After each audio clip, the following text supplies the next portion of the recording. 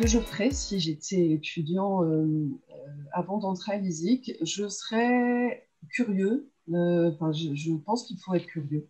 Je pense qu'il faut regarder lire la presse. Il faut regarder ce qu'il se passe en ce moment dans l'actualité.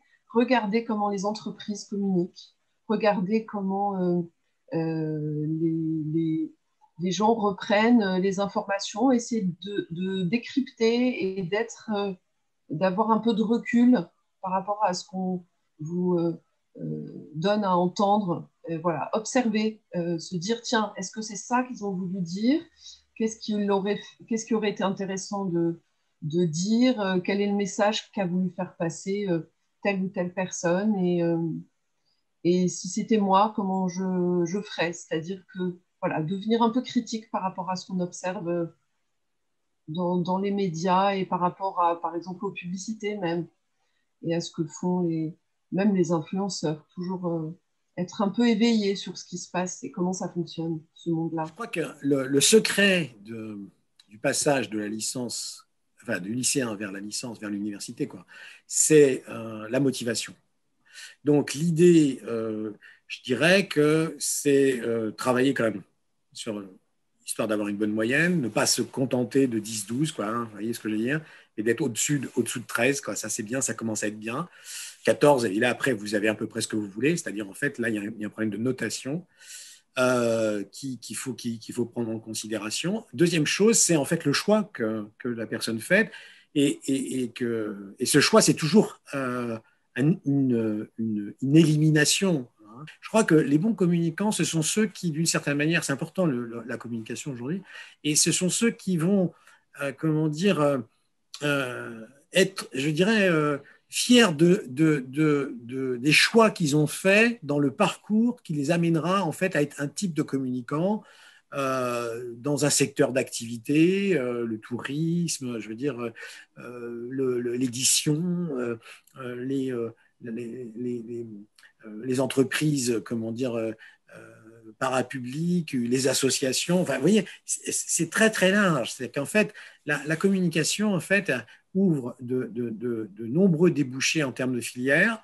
Après, il faut effectivement être soucieux et ça se fait au fur et à mesure, de la compréhension du milieu dans lequel vous êtes et de la mutation de la communication. Ce qui fait qu'en fait, vous avez 3 ans pour choisir après le master que vous allez faire, puisqu'en fait, grosso modo, aujourd'hui, c'est clair que le format c'est 5 ans, quoi.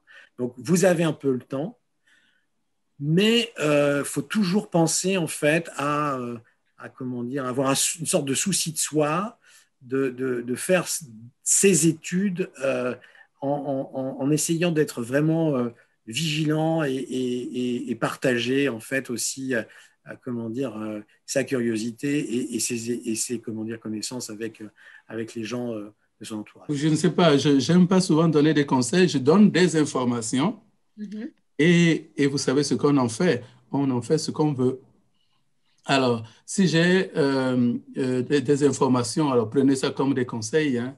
C'est qu'il faut absolument s'investir au lycée et en dehors du lycée dans l'associatif, dans le culturel, dans le sport, dans les langues étrangères. C'est important tout cela.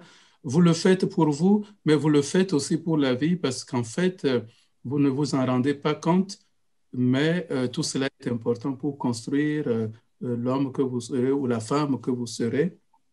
Et nous, de toute façon, à l'université, au-delà des notes que vous avez au bac, nous regardons ce que vous faites concrètement, comment vous vous investissez. Et ça fait partie des critères de sélection.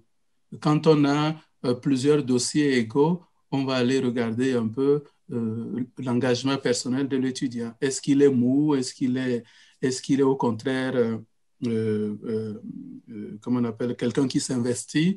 Peu importe dans quoi il s'investit, pourvu qu'il s'investisse. Ça, c'est important pour faire la différence. Ça, c'est la première chose que je donnerai. La deuxième chose qui est en lien avec cela, peut-être qu'il faudrait aussi prendre conscience qu'il ne faut jamais laisser passer la moindre chance d'apprendre une nouvelle chose.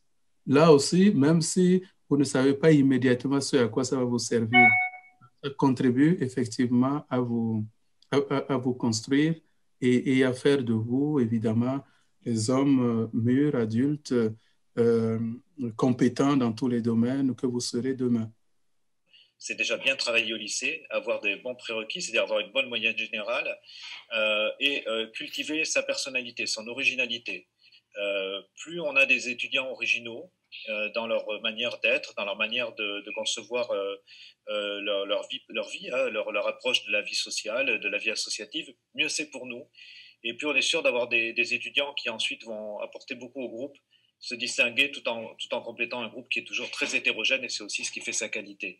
Donc pour les lycéens, sachez cultiver votre personnalité, doper votre culture générale aussi, être intéressé par tout ce qui vous entoure, l'actualité de la communication, l'actualité médiatique.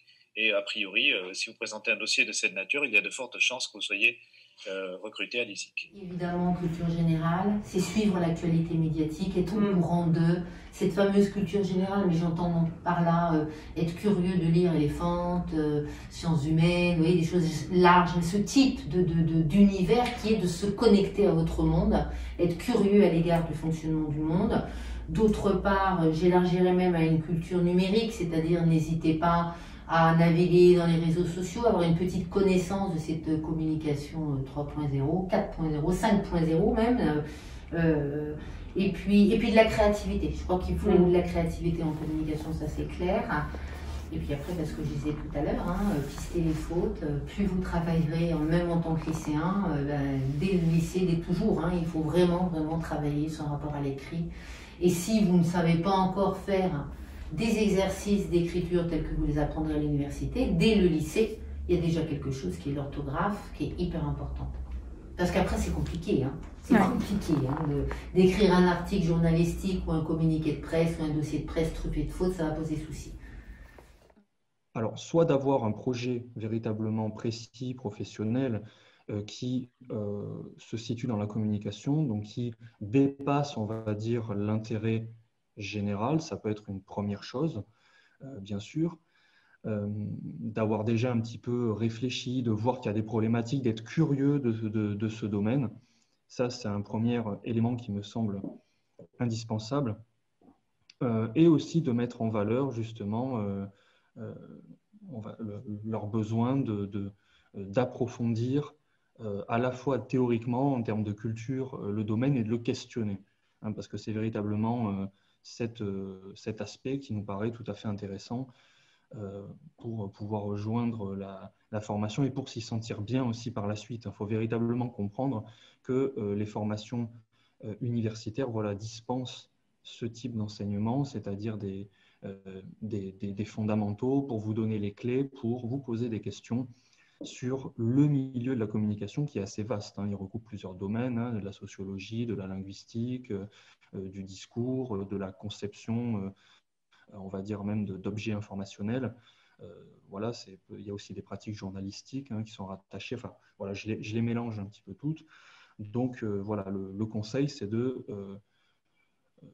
toujours bien réfléchir, bien sûr, en amont sur le projet qu'on peut avoir, mais véritablement montrer qu'on a une curiosité particulière pour les thématiques et les problèmes de communication qui soient véritablement, on va dire, ancrés sur des enjeux, sur les enjeux communicationnels aujourd'hui, c'est-à-dire véritablement comment on se situe par rapport aujourd'hui à la communication globale, aux outils, aux manières de communiquer.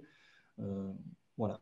Après, c'est assez ouvert, honnêtement, je ne vais pas vous le cacher non plus, c'est que généralement, c'est assez ouvert, donc c'est toujours compliqué de répondre à cette question directement, je pense. Il n'y a pas un profil type, à mon sens, pour venir ici à l'ISIC en communication.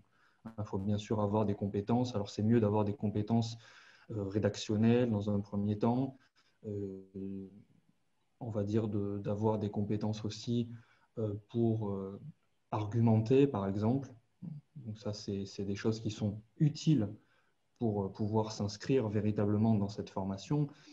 Mais après, faut surtout être très motivé pour vouloir mieux comprendre l'espace communicationnel dans lequel on se situe tous, en avoir une vraie curiosité pour ces objets, c'est-à-dire quelque part entre des pratiques même artistiques, hein, de communication par le visuel, par exemple, et aussi véritablement les pratiques informationnelles et communicationnelles.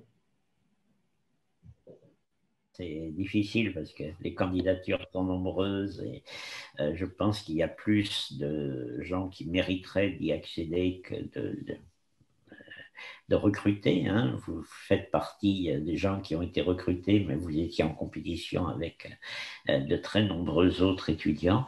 Mais je pense que de toute façon, pour réussir à l'université, eh bien, une fois de plus, quitte à me répéter, je pense que la curiosité, l'envie de savoir, l'envie de se cultiver est une donnée tout à fait importante. Alors, pour des étudiants, des lycéens qui voudraient aller vers les sciences de l'information et communication, il est bien évident qu'ils doivent s'intéresser à ces domaines. Et je ne comprendrais pas, par exemple, de ne pas s'intéresser à l'actualité, de ne pas s'intéresser aux médias et de vouloir postuler en information-communication. Donc, on peut commencer déjà dès le lycée, effectivement, à prendre connaissance de ces mondes, de ces domaines plus particuliers.